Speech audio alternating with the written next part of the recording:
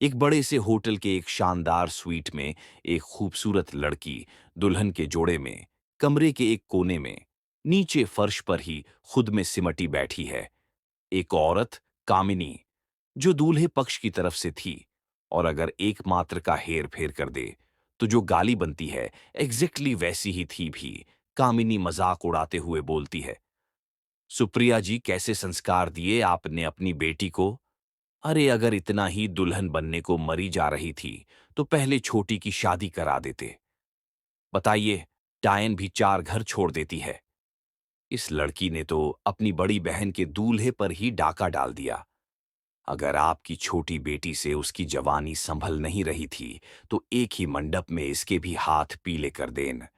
ना सिर्फ खुद में सिमटी बैठी है, पर बुरी तरह से रो भी रही है।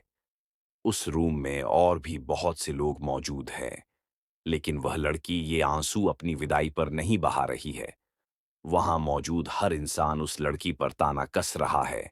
कमी नहीं आई थी, बल्कि धार और बढ़ती जा रही थी। दूसरी औरत, मिसेस संजना, जो दूल्हे की मां है, दुल्हन की मां सुप्रिया जी से बोलती है, सुप्रिया, यह सब क्या तमाशा है। तुम तो जानती हो, आदित्य तो पहले ही ये शादी नहीं करना चाहता था। कितने जतन से मनाया था मैंने अपने आधि को। कितने धोखे, कितने तमाशे लिखे हैं मेरे बेटे की जिंदगी में। रिश्ते से भरोसा ही उठ गया था, लेकिन मेरी हर कोशिश नाकाम करने कोई ना कोई आ ही जाती है। एक शब्द नहीं बोल रहा है मेरा बेटा, खाम बना कर रखा हुआ है। तुझे लगता है तेरे अश्कों से मुझ पर कोई फर्क पड़ने वाला है। उधर देख, अपनी बड़ी बहन को क्या हाल हो रहा है उस बेचारी का। इतने सदमे में है कि उसे तो समझ में ही नहीं आ रहा है कि क्या करें। पत्थर बनी बैठी है। मुझे नहीं पता था अपनी बड़ी बहन के लिए इतनी नफरत लिए बैठी है। तू अपने दिल में, मुंह में दही जमा कर बैठी है। क्या बताती क्यों नहीं है? क्यों किया तूने ऐसा? शिवन्या, मॉम, आप, ऐसे सुबकते हुए बस इतने ही शब्द निकले थे। शिवन का गला दबाते हुए बोलती है, कमबख्त कितनी बेगैरत है। तेरी जगह कोई और होती तो अब तक जहर खा लेती या किसी नदी नाले में डूबकर मर जाती। मेरी ही गलती है जो तेरे जैसी बेगैरत को इस दुनिया में लेकर आई। आज अपनी गलती सुधार लूंगी। बोलते हुए सुप्रिया के हाथ शिवन्या की गर्दन पर कसने लगते हैं। शिवन्या की सांसें मद्धम पड़ जाती हैं। तो यह था नई कहानी का प्रोमो। जल्दी से ढेर सारी समीक्षाएं करके बताइए कैसा लगा। बेहोश शिवन्या, पाठ 2। अभी तक आपने पढ़ा कि सुप्रिया जी शिवन्या का गला घोंट रही थी कि तभी एक रोबीली आवाज कमरे में सुनाई देती है, रुक जाओ, कन्यादान कर चुकी है आप, अब वह हमारे खानदान की बहू है, खबरदार। अब अगर इसके बाद किसी ने भी हमारी बहू को कुछ कहा या कुछ किया तो हमसे बुरा कोई नहीं होगा। और यह रोबीली आवाज थी रघुवीर रायचंद की, रायचंद परिवार के सबसे बड़े सदस्य और दूल्हे के दादाजी, जिनकी बात काटने की हिम्मत रायचंद परिवार। वह बुजुर्ग महिला कोई और नहीं बल्कि शिवन्या की दादी सावित्री जी होती है, और वही रघुवीर जी को लेकर आई थी। रघुवीर जी भी जो कुछ भी घटा था उसके बाद शादी के खिलाफ ही दिख रहे थे, मगर क्योंकि रघुवीर जी की पत्नी वैदेही जी और सावित्री जी बचपन की सहेलियां थीं, तो उनकी बात का मान रखते हुए वो शिवन्या को अपने घर की बहू मानने के लिए तैयार थे। शिवन्या वैसी लड़की नहीं है जैसी आज इस घटना के बाद सबको दिखाई दे रही है। सावित्री जी की कहीं बस इसी बात पर यकीन करते हुए रघुवीर जी इस रिश्ते को स्वीकार करने के लिए। सुप्रिया जी की बात सुनकर सावित्री जी गुस्से से तमतमाते हुए बोलती हैं, चुप कर जाओ बहू। घर में आग लगी हो तो पानी डालकर उसे बुझाया जाता है, ना कि उस आग को भड़काया जाता है। क्या आप देख नहीं रही हैं क्या हालत हो रही है बच्ची की रो रो कर। बोलते हुए सावित्री जी को अपने कंधे पर भार बढ़ता हुआ महसूस होता है, और वो तुरंत घबराकर शिवन्या को आवाज देती है, शिवी, बच्चा आप ठीक है। लेकिन शिवन्या की तरफ से कोई जवाब ना सुनकर सावित्री जी तुरंत उसके सिर को अपन, वरना भाभी की नजरें टेढ़ी हुई तो बहुत बुरा होगा। मैं फिलहाल संजना भाभी से बिगाड़ने के मूड में बिल्कुल नहीं हूं, वो भी इस लड़की के लिए जो ना 3 में है और ना 13 में। चांस ही नहीं है। बलवीर जी, सुना नहीं तुमने बाबूजी ने क्या कहा? अब वह हमारे घर की बहू है। कामिनी जी, बन तो गई है, पर कितने दिन के लिए? देखना, संजना भाभी टिकने नहीं देंगी इसे। बहुत शातिर औरत है। शराफत का नकाब ओढ़कर कितनी साजिशें रचती है ये औरत। और कमाल देखो, कामिनी अपने दांत भींचते हुए धीरे से बलवीर जी के कान में बोलती है। बलवीर जी, कामिनी पर व्यंग कसते हुए, सीख लो। तुम तो सारे पैंतरे जानती हो भाभी के। दावा करती हो ना अच्छे से समझने का, तो फिर उन्हीं की समझ से चलो। क्यों नहीं उनके पैंतरे इस्तेमाल करती? करो अप्लाई और कर लो अपने पति को बस में, जैसे भाभी ने किया हुआ है भैया को।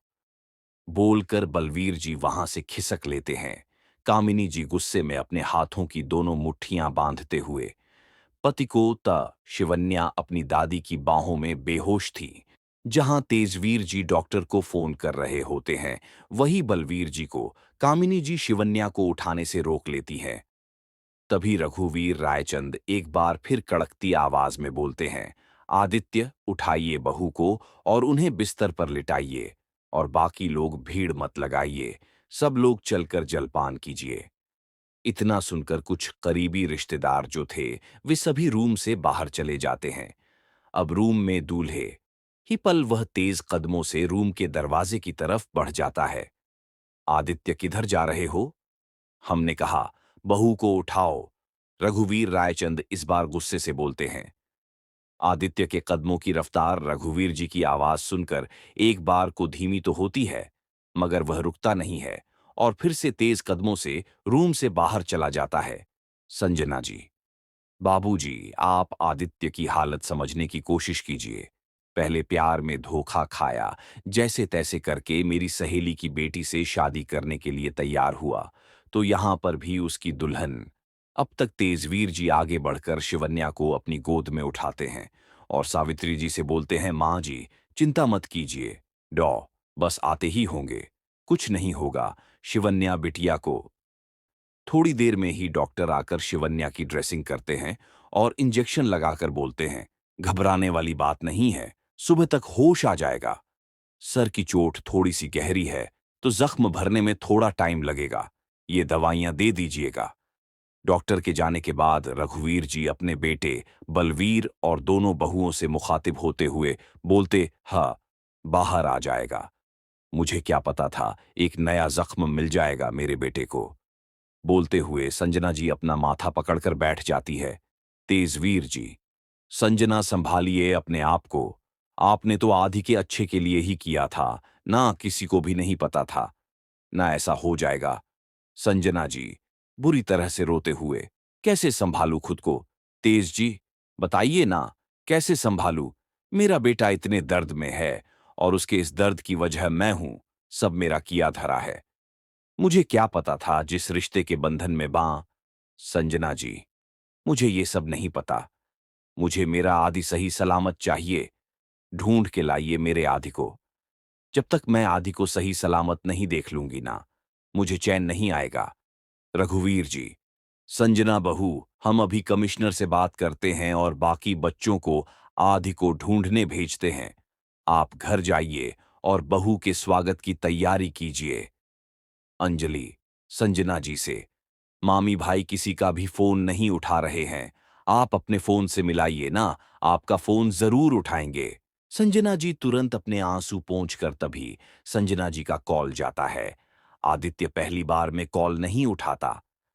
आदित्य कार को सी तेजी से दौड़ाते हुए शराब पीता जाता है और बार बार फोन की स्क्रीन को देखता है और बोतल खत्म करके जैसे ही फोन की तरफ हाथ बढ़ाता है, फोन कट जाता है। दूसरी तरफ संजना जी रोते हुए, बहुत टूटा हुआ है मेरा बेटा, वो मेरा फोन भी नहीं उठा रहा है, बोलकर एक बार फिर से फोन मिलाती है। इस बार आदित्य फोन उठाने के लिए हाथ बढ़ाता है तो फोन हाथ से फिसल जाता है और आदित्य थोड़ा सा झुककर फोन, गठबंधन, साजिश या रिश्ता, 7 जन्मों का, पार्ट 4। आदित्य का फोन जो अब तक बज रहा था, अब स्विच ऑफ आ रहा था। संजना जी, तेजवीर जी से, मेरा मन घबरा रहा है। आदि का फोन स्विच ऑफ आ रहा है। तेजवीर, घबराइए मत। हो सकता है वो कुछ देर अकेला रहना चाहते होंगे, इसलिए फोन स्विच ऑफ कर लिया होगा, क्योंकि बार बार आप कॉल करेंगी और वह ज्यादा देर आपके कॉल को नजरअंदाज नहीं कर सकते। हालांकि तेजवीर जी संजना जी को सांत्वना दे रहे थे, लेकिन खुद अंदर ही अंदर बहुत डरे हुए थे। आध ही छोड़कर ना जाने कहां चला गया था। वो सही सलामत भी है, इस बारे में भी किसी को मालूम नहीं था। विदा करने वाली माँ उसे लानतें भेज रही थी और जो विदा करा के लिए जा रहे थे उनकी नजरों में भी तिरस्कार ही था। किसी के भी मन में दुल्हन को विदा कराकर ले जाने की उमंग नहीं थी, क्योंकि सभी के नजरों में वो दुल्हन कम और गुनहगार ज्यादा थी। सावित्री जी शिवन्या के गले लगते हुए, बेटा, शादी चाहे जिन हालात में हुई है, हमें पूरा यकीन है आप अपने व्यवहार से सबको जीत लेंगी। माना आपकी विदाई उस तरह न, उससे बोलकर अपनी मुट्ठी में पकड़ी हुई नुकीली चीज को शिवन्या की पीठ में जोर से गड़ा देती है। शिवन्या के होठों पर दर्द भरी सिसकी आकर ठहर जाती है, क्योंकि अपने निचले होंठ को वो अपने दांतों तले दबाकर उसे रोक लेती है, लेकिन उस दर्द को अपनी आंखों से बहने से नहीं रोक पाती। शिवन्या की आंखों से बेतहाशा आंसू बहने लगते हैं। वही शिवानी के होठों पर शातिर मुस्कुराहट फैल जाती है। शिवन्या जैसे ही अपनी मां से गले मिलने के लिए आगे बढ़ती है, तो वो अपने कदम पीछे लेकर मुंह फेर कर खड़ी हो जा। रघुवीर जी, तो क्या जब तक आदित्य नहीं आएंगे बहू दरवाजे पर ही खड़ी रहेगी? संजना जी व्यथित होकर थोड़ा हिचकिचाते हुए, मेरे कहने का वह मतलब नहीं था बाबूजी।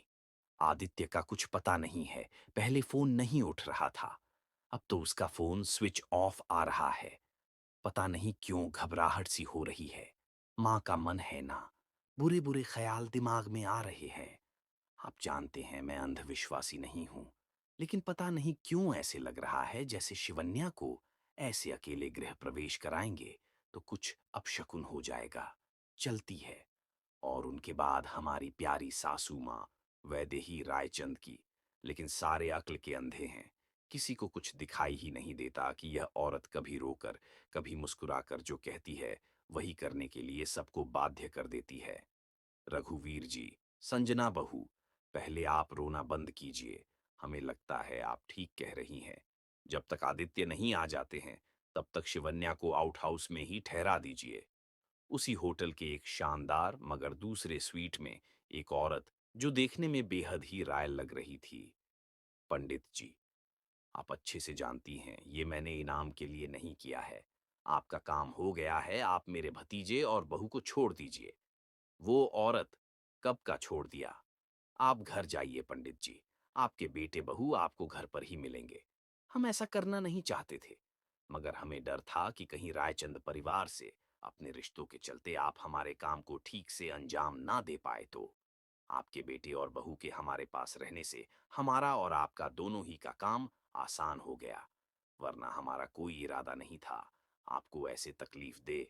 लेकिन सॉरी, जवाब अभी नहीं मिलेंगे। लेकिन ऐसा भी नहीं है कि कभी नहीं मिलेंगे।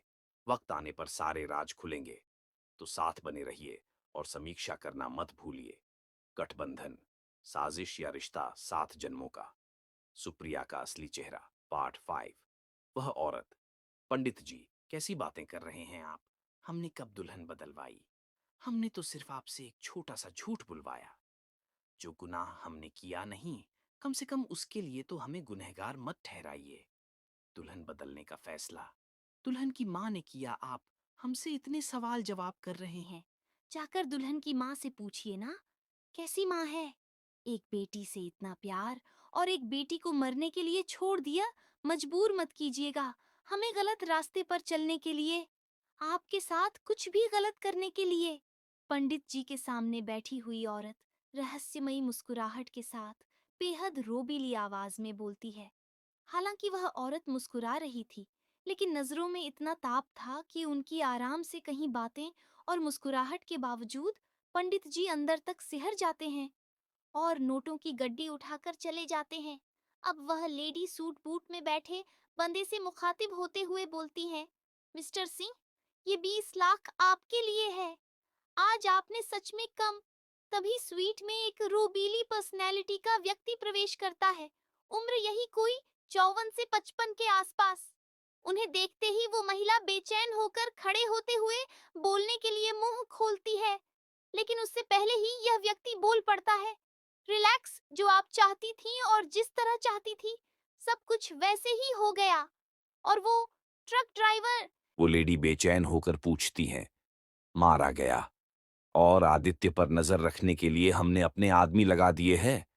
कैसे वो तैयार हो रही थी। खुश थी कि उसकी दीदी की बारात आने वाली है। उसकी दी की शादी है। जयमाला के कार्यक्रम के लिए आदित्य तैयार नहीं था। ये सब तमाशा वो नहीं चाहता था। तो यही तय हुआ था कि फेरों पर ही दूल्हा दुल्हन एक दूसरे को माला पहनाएंगे। तभी सुप्रिया जी रूम में आती है। उस रूम का गेट बंद करके घबराते हुए शिवन्या का हाथ पकड़कर उसे बेड पर बिठाती है और अचानक से जोर जोर से रोने लगती है। शिवन्या बेचैन होकर घबराते हुए, क्या हुआ, आप ऐसे क्यों रो रहे हो? लेकिन शिवानी पता नहीं कहाँ चली गई है। सुप्रिया जी सुबकते हुए बोलती हैं। शिवन्या, मां परेशान क्यों हो रही है? कहाँ जाएंगी दी? यही होंगी। सुप्रिया जी, कहीं नहीं है शिवानी। मैंने सब जगह देख लिया। शिवन्या पास ही रखी टेबल से पानी का गिलास उठाकर सुप्रिया जी की तरफ बढ़ाते हुए, मां, आप पानी पीजिए। हम अभी देखते हैं, मिल जाएंगी दी। परेशान मत होइए मां। बोलकर शिवन्या पानी का गिलास सुप्रिया जी को पकड़ाकर जैसे ही बाहर जाने के लिए अपने कदम बढ़ाती है। सुप्रिया जी, बेटा और कोई रास्ता नहीं है। शिवन्या, नहीं मां, यह कोई रास्ता नहीं है। यह तो गलत है। धोखा है। हम दी के ससुराल वालों को सब कुछ बता देते हैं। सुप्रिया जी, दिमाग खराब हो गया है तुम्हारा। तुम्हें क्या लगता है, सच बोलने पर तुम्हें तुम्हारी सच्चाई के लिए इनाम देंगे वो लोग? अरे बेइज्जती हो जाएगी उनकी भरे समाज में। लोग हंसेंगे कि होने वाली दुल्हन मंडप से भाग गई। और इस जगह हंसाई के बाद वो हमारी मदद करने से तो रहे, अगर तुम शिवानी की जगह तुझसे प्यार न करने की। पता था मुझे तू कभी मेरे काम नहीं आने वाली।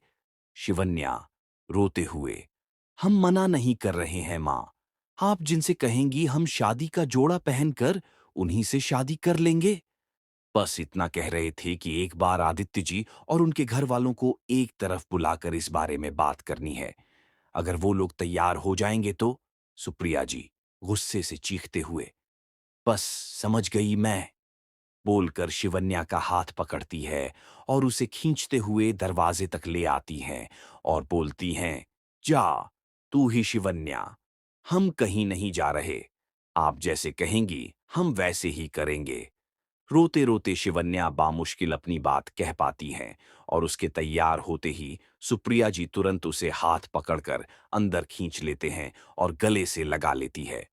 सुप्रिया जी के गले लगकर शिवन्या जोर जोर से रोने लगती है।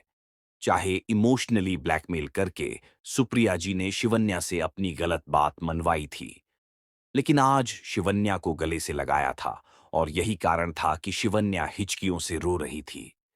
वही सुप्रिया जी के होठों पर जहरील